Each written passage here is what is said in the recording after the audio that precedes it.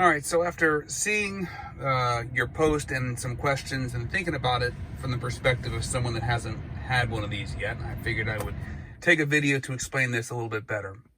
So on mine, I keep mine defaulted to percentage on the battery. And I do that because I think the mileage displayed, being the EPA miles, is kind of meaningless for my driving. It just gets confusing to me. Because it doesn't really resemble the amount of miles I will get, especially in the middle of wintertime. So for me, percentage makes more sense for my brain to comprehend. And you can change this in the settings. So in the settings, if I go to Settings, Display, I can scroll down, Energy Display, I can flip that to Distance if I want. Now if I switch it to Distance, it says I've got 151 miles remaining. And I would normally get about half that in this weather being cold out. And there are some displays in the car that will tell you that aren't the EPA number. So I'm going to put it back to energy the way I like it. And going back a little bit. So this is the most useful display that I find, being the energy display. So if I tap here and I go to energy, and this shows right here the consumption that I've been having for the last 5 miles, 15 miles, or 30 miles. And based on those, if I tap average range, the car says, based on what I've done for the last 30 miles, I'll get 102 miles more at the current charge, not 150. And you can adjust this depending upon how you're looking. Now, if you want to see how your car is doing at this very set point in time, you can tap instant range, which in the garage doesn't give me a meaningful number.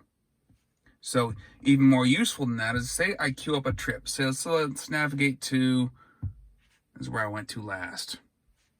And then I go back to the energy display. I can go to trip. And it'll tell me, based on its current calculations of how the car has been running, where I should be. 50% battery remaining when I get there. So this screen will update every few seconds, depending upon how the car is running, and you actually see the line adjust up and down against what it originally calculated.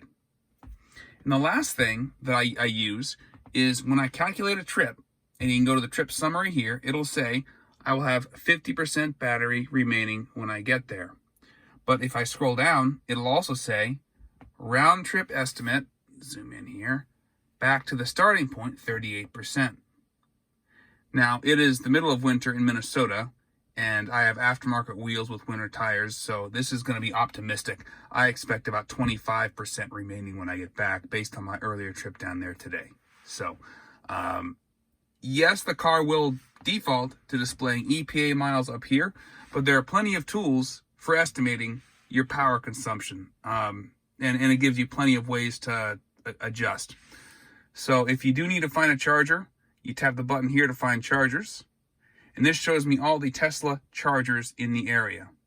And of course, I'm north of the Twin Cities, so it's not real close by, but over here there's one in Woodbury. And these are superchargers, and the number of open spots, it'll actually tell me how many there are. And I don't know why that one's not coming up right for some reason. So, and it'll also let me navigate there if I want to. So, hope this clears some things up. I have the standard range car. So far, I've put 17,000 miles on the thing in Minnesota since, last April. So I drive a lot of miles, and I haven't had a problem with it. I don't supercharge very often. 98% of my charging is done here at home. But if I need to charge on the road, I have no problems finding chargers for where I want to go. So, hope this helps.